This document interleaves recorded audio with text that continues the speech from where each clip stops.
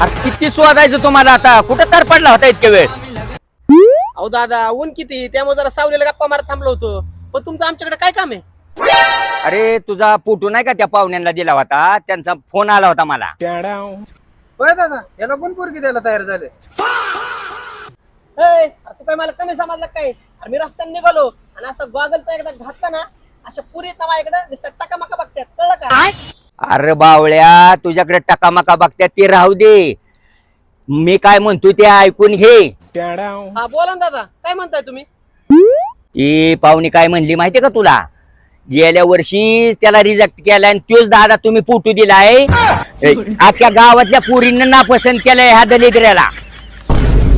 लय मोठा आला पुरी मागे लागणारा, आणि एक पोरगी साधी पसंत करा म्हणे पुरी माझ्या मागे लागतात. तिथून पुढं मला काय पोरगी बघायला लावू नको.